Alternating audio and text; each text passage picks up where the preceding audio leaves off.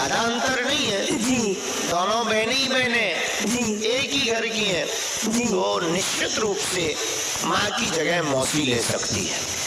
धन्यवाद। और अगर ये प्रार्थना स्वीकार न हो रहा हो भगवान के दरबार में तो हम क्या उपाय कर सकते हैं इसके लिए? स्वीकार ना हो रहा हो ऐसा तो कोई प्रश्न ही नहीं है। क्यों नहीं होगा? पासवर्ड डालोगे लॉक खुलेगा,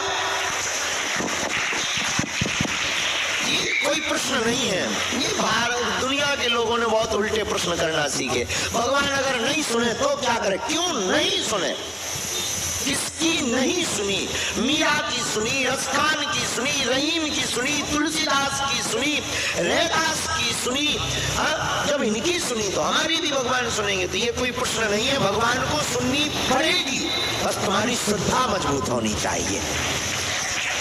क्या नाम है तुम्हारा? मिरिंडा। मिरिंडा कहाँ की हो तुम? हरियाणा वाली। तुम यहाँ ऑस्ट्रेलिया में क्या कर रही?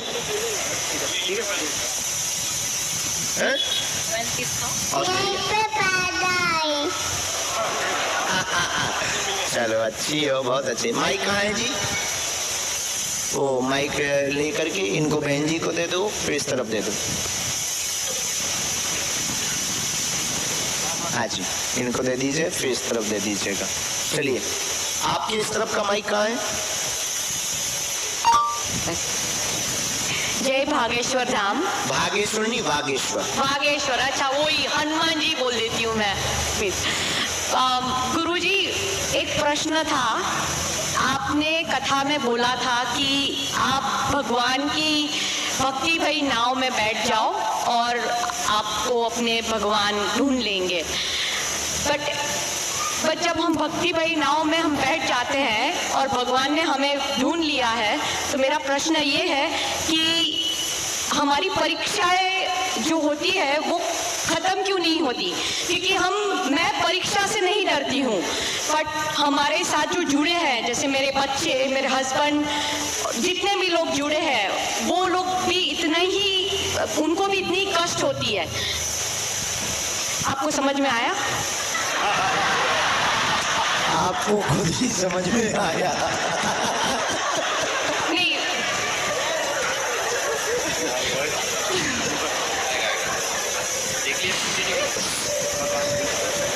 चलो ठीक है, जितना समझ में आया उसका उत्तर सुनो। परीक्षा कौन देता? जो पढ़ता है। जो नहीं पढ़ेगा वो क्या खाक परीक्षा देगा? हाँ महाराज जी, इसलिए जो पढ़ता है वो परीक्षा देता है, उसी को परिणाम मिलता है। नंबर 2, आप नाव में बैठ गए तो फिर परीक्षा के चक्कर में और परिणाम के चक्कर में क्यों बैठे? पता नहीं गुरुजी, परीक्षा में भगवान लेते हैं परीक्षा, पर वो खड़े भी रहते हैं मेरे साथ, मेरे हाथ पकड़ते हुए। जैसे सुबह मैं हॉस्पिटल में थी 4 बजे, पता नहीं था मैं वापस घर आऊंगी कि नहीं, पर शाम को मैं मंदिर में खड़ी थी। तो बट हमारे साथ जो जुड़े हैं, जैसे बच्चे हैं जो हमें देखते हैं इतना, तो उनमें उनका क्या दोष है? बिना, जैसे हमारे छोटे छोटे बच्चे हैं हमारे, वो जब हमें देखते हैं कि एम्बुलेंस में पकड़ के हमको लेके जाते हैं, हमारे हस्बैंड जो है यहाँ पे आए हैं, वो हमें देखते हैं, उनको पता नहीं कि हम वापस आएंगे कि नहीं। मुझे डर नहीं है, मैं डरती नहीं हूँ, क्योंकि मेरे गुरुजी हैं मेरे साथ और उन्होंने मेरा हाथ पकड़ के रखा है। मैं अच्छी तरह से जानती हूँ, बट हम जिससे प्रेम करते हैं, हम उनको कैसे पीड़ा में देख सकते हैं? ये प्रश्न बहुत सुंदर है, ताली बजाओ। उत्तर सुनो। हमने अगर भगवान को पकड़ लिया, भगवान ने हमको पकड़ लिया, अब हमें चिंता नहीं करनी, हमारी चिंता प्रभु को करनी। लेकिन अगर हमारा परिवार हमारे कारण कष्ट में है, उनको कौन समझाए? तो जैसे आपने अपने मन को समझाया कि हमारे साथ प्रभु है, वैसे ही उनको भी भरोसे से कह दो कि तुम चिंता मत करो, मंदिर में बैठे मेरे गिरधारी मेरे साथ हैं। उनका भी भरोसा अगर नहीं होगा तो तुम कुछ बदल नहीं सकते। लेकिन हम इतना कह सकते हैं कि परीक्षा के परिणाम के लिए भी तुम नाव में मत बैठो। हमने एक बार कथा में ही बोला था कि नाव में बैठो, बस में बैठो, पर हम तुमको ये भी प्रार्थना करें कि आप परिणाम के चक्कर में भी नाव में मत बैठो, प्रभु के चक्कर में नाव में बैठो। बाकी का काम प्रभु का है। रात होती है, उजाला भी आता है, सूर्य भी आता है, दिन भी आता है, वो बड़ा तेज आता है। उसी प्रकार दुख का झूला जितना पीछे तक जाएगा, सुख का उतना आगे तक जाएगा। और तुमसे प्रेम करने वाले अगर पीड़ित हो रहे हैं तो उनके भी कोई कर्म कट रहे हैं, बीच में टांग मत अड़ाओ, उनको भी प्रभु के लिए धन्यवाद देना प्रारंभ करो। और मेरा एक लास्ट क्वेश्चन है, वो मेरे बेटे का था, वो आया था पर वो अभी घर चला गया। 11 साल का मेरा बेटा है। वो कहता, जैसे हम कहते हैं हनुमान जी इमॉर्टल है, तो हनुमान जी कहाँ पे है? और वो वापस आएंगे, जैसे अभी कलयुग खत्म होगा तो हनुमान जी वापस आएंगे, लेकिन कहाँ? पर कहाँ पे है? नहीं, हनुमान जी गए कहाँ? पहले हमें पता बताओ तो। जैसे शिव जी बैठे हुए हैं कैलाश पे, तो हमारे कैलाश पर ही बैठे, भक्तों के दिल में नहीं बैठे। अच्छा। कंकड़ कंकड़ में शंकर नहीं है, तो फिर केदारनाथ में कौन है? शंकर। फिर विश्वनाथ में कौन है? फिर महाकालेश्वर में कौन है? वो तो कंकड़ कंकड़ में, कोई गया नहीं। दूध में घी है, पर दिखाई कब देगा? जब मंथन करेंगे। उसी प्रकार कंकड़ कंकड़ शंकर शंकर है, दिखाई कब देगा? जब भक्ति का मंथन होगा। चलो माइक इनको दे दो। प्रणाम, प्रणाम गुरुजी। इधर मरन्छु वाग्ले थापा नेपालबाट, फ्रॉम नेपाल। हम नेपाल से हैं। ऑस्ट्रेलिया में 29 साल हो गए, 1995 से। आपको पहले तो हम आभारी हैं कि आप ये सनातन धर्म की प्रचार देश विदेश में ले जा रहे हैं। ये बहुत कमी थी जो आपने पूरा कर दिया। तो हरे राम हरे कृष्ण गीता को प्रचार के आप हनुमान जी के प्रचार कर रहे हैं, तो ये हम लोगों का आभार है कि आप प्रचार कर रहे हैं सनातन धर्म की। तो मेरा प्रश्न है कि मंगलवार हम हनुमान जी की पूजा पाठ करने को बोलते हैं, फिर मंगलवार ही हम गणेश जी की भी पाठ करते हैं।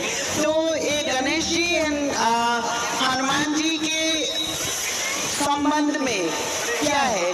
दोनों को भाई भाई हैं और कैसे क्योंकि पहले तो हम लोगों को सिखाया था कि गणेश जी का पूजा करना, मंगलवार व्रत बसना, अभी आके हम लोग सब कुछ मंगलवार हनुमान जी को बोलते हैं। तो दोनों का संबंध कैसा है?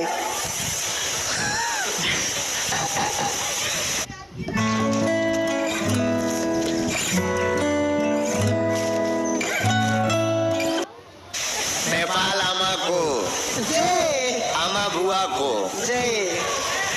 पहली बात तो आप नेपाल से आए, माता जानकी जी का देश है, हमारी मैया का देश है और पशुपतिनाथ भगवान का देश है। नेपाल को हम बहुत प्रेम करते हैं। नेपाल हम 2 बार गए हैं, इसीलिए हम आपको मिलने यहाँ आए हैं। बहुत धन्यवाद। नेपाल हमारा है। अगर राम ऊर्जा है तो उस ऊर्जा का प्रकाश नेपाल है, क्योंकि जानकी जी नेपाल की।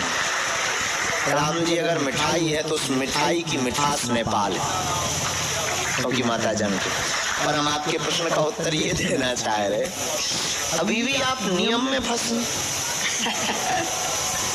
गणेश जी का दिवस बुध है, गणेश जी की पूजा आप बुधवार कर सकते हैं। अच्छा, मंगलवार को हनुमान जी का। अगर नियम में फंसो तो, वरना हम आपको कहें कि ये नियम है में ही मत फंसो। क्या बाकी दिन भगवान अब्सेंट रहते हैं? नहीं, मंगलवार को ही रहते हैं। भगवान तो हर दिन उनका है, हर पल उनका है। तो प्रतिदिन शुरू कर दो, जब समय मिले तब शुरू करो, रात को समय मिले तब शुरू कर दो, पल पल हो जाएंगे। तो तुम जैसे गिन करके भक्ति करते तो प्रभु तुम्हें गिन कर देता है। तुम भी अगर बिना गिने हुए भक्ति करोगे तो वो भी तो तुम्हें दिल खोल करके देगा। धन्यवाद गुरु। आपको नियम में प्लीज। धन्यवाद। अब समय बहुत हो गया, विराम करना चाहिए। दोनों हाथों की मुट्ठी बांध लो, सामूहिक अर्जी लगाते हैं। इसके बाद में कहो, हे बागेश्वर धाम प्रभु, हे बालाजी महाराज, हमारी अर्जी स्वीकार करो, हम पर कृपा करो। आपकी जय हो, आपकी जय हो, आपकी जय हो। हे बागेश्वर बालाजी, हे सन्यासी बाबा, आजीवन पर्यंत आपके चरणों से, आपके धाम से, आपके दरबार से हम जुड़े रहेंगे, आते रहेंगे। हम पर कृपा करो। आपकी जय हो, आपकी जय हो। ओम बागेश्वराय नमः, ओम हम हनुमते नमः, ओम सन्यासी देवाय नमः। जो भी अर्जी लेकर आए हो एक बार मन ही मन बोल दो। दाहिने हाथ की मुट्ठी का सिर के ऊपर से 7 बार उतारा करो, ऐसी व्यासपीठ की तरफ छोड़ो।